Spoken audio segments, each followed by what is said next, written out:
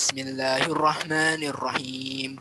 Wa ta'awanu 'alal birri wat taqwa wa la ta'awanu 'alal itsmi wal udwan.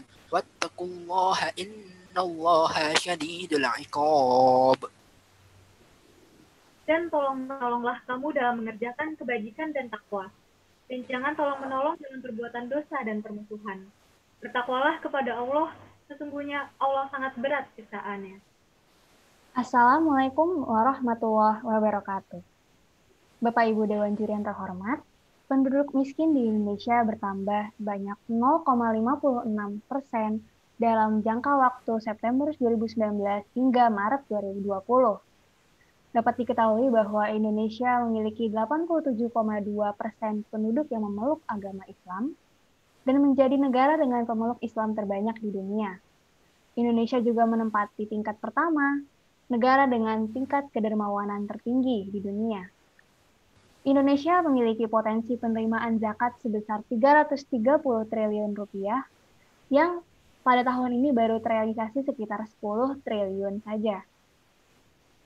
Padahal Indonesia memiliki lebih dari 800.000 masjid di seluruh penjuru Nusantara, yang artinya setiap masjid setidaknya memiliki 250 jamaah. Berangkat dari hal-hal ini, perkenalkan kami, nama saya Rizkia Amalia Prima Putri. Saya Nawa Siti Alifah. Saya Banu Miftakur Rahman Danu. Kami mempersembahkan karya tulis kami yang berjudul Utilisasi Blockchain, Pengintegrasian masjid sebagai agen penghimpun dan pendistribusian Ziswaf untuk meningkatkan trickle-down effect dan inklusi keuangan di Indonesia. Tinjauan pustaka yang kami gunakan dalam penulisan ini diantaranya adalah blockchain, suatu teknologi pencatatan transaksi secara digital. Juga kami menelusuri mengenai integrasi masjid, yang mana kami berharap masjid-masjid dapat saling berhubungan dan bertukar informasi. Kemudian kami mengharapkan munculnya trickle-down effect, yaitu peningkatan kualitas perekonomian secara komprehensif, juga inklusi keuangan, yaitu meningkatnya akses masyarakat terhadap produk-produk keuangan.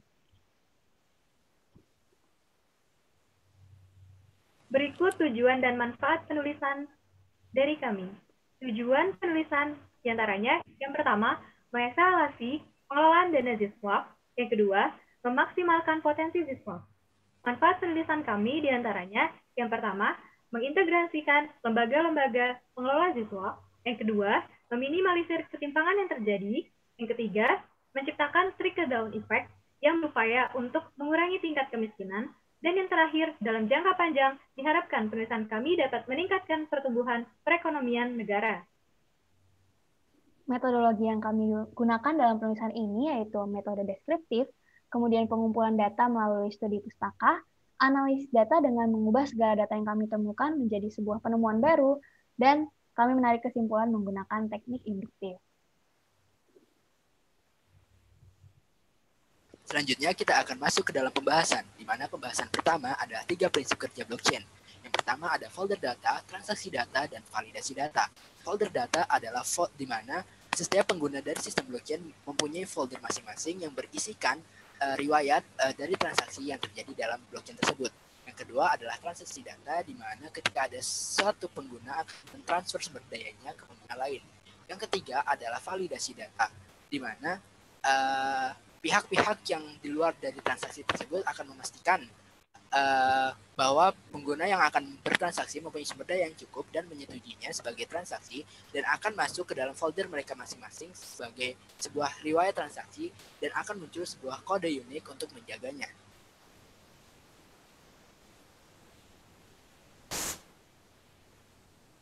Dewan juri yang terhormat, berikut merupakan 3 pilar utama blockchain yang membuat kami tertarik untuk menggunakan sistem ini dalam pengembangan pengelolaan dana Ziswaf di Indonesia.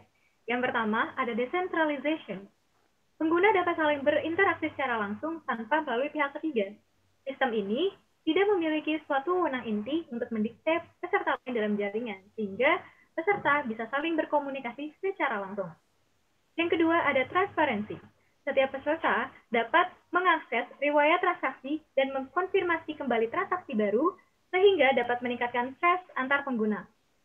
Yang ketiga, ada immutability. Segala sesuatu yang masuk ke dalam blockchain tidak akan bisa mudah untuk dirusak diretas karena blockchain memiliki fungsi hash kriptografis.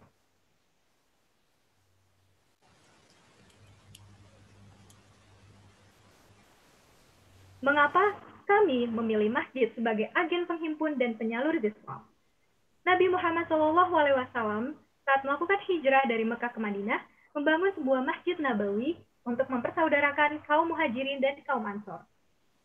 Masjid tidak hanya sebagai tempat ibadah saja, namun masjid juga bisa digunakan sebagai tempat untuk memfasilitasi berbagai bidang dalam kehidupan lainnya, seperti pendidikan, perekonomian, dan juga pemerintahan. Hadirin sekalian, berikut kami ilustrasikan skema penerapan blockchain untuk pengelolaan siswa.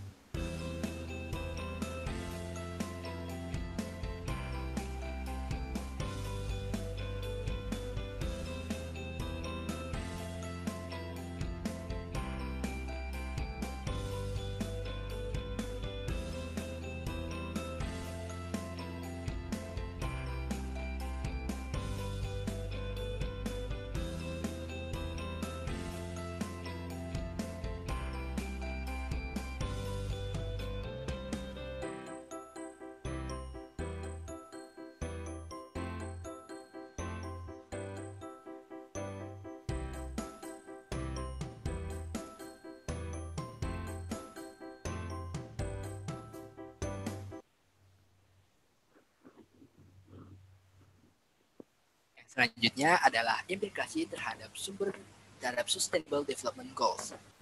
Dengan adanya teknologi blockchain dan pengintegrasian masjid sebagai agen penghimpun dan penyalur infak, diharapkan dapat terus meningkatkan tingkat kesejahteraan masyarakat dan mengurangi kesenjangan sosial yang masih terjadi hingga saat ini. Sebagai dampaknya, potensi dana ZISVAF kedepannya akan memperbaiki trickle-down effect dan menciptakan inklusi keuangan yang baik di dalam negeri ini. Dan dalam jangka panjang dapat meningkatkan pertumbuhan ekonomi yang selaras dengan Sustainable Development Goals tahun 2030 yang pertama, no poverty, dan akan berkesinambungan terhadap tujuan lain seperti zero hunger, quality education, decent work and economic growth, serta reduce inequalities. Kami dapat menyimpulkan dari karya tulis kami bahwa penggunaan blockchain dalam pengelolaan ZISWAF dapat menciptakan kolaborasi yang lebih linear dan efektif di antara lembaga-lembaga penghimpun tertinggi, yaitu Basnas, LAS, maupun BWI. Nah, penggunaan blockchain ini juga dapat mengeliminasi segala permasalahan dalam pengelolaan ZISWAF, baik dalam kelembagaan, sistem manajemen, tingkat transparansi, dan banyak faktor lainnya. Serta, terciptanya laporan keuangan ZISWAF yang semakin transparan dapat meningkatkan secara signifikan tingkat kepercayaan terhadap muzaki dan kesadaran masyarakat untuk membayarkan ZISWAF. Setelahnya, trickle-down effect yang diharapkan yaitu berupa pemerataan pendapatan selaras dengan cita-cita pembangunan global atau SDGs tahun 2030, mulai dari pilar pertama, yaitu no poverty, dan berefek domino kepada berbagai pilar lainnya. Menutup presentasi ini, kami mohon maaf atas segala kekurangan yang datang dari kami, karena segala kelebihan datangnya dari Allah. Tim Nukiara mengucapkan terima kasih dan salam ekonom Robbani. Ekonom Robbani. Wassalamualaikum warahmatullahi wabarakatuh.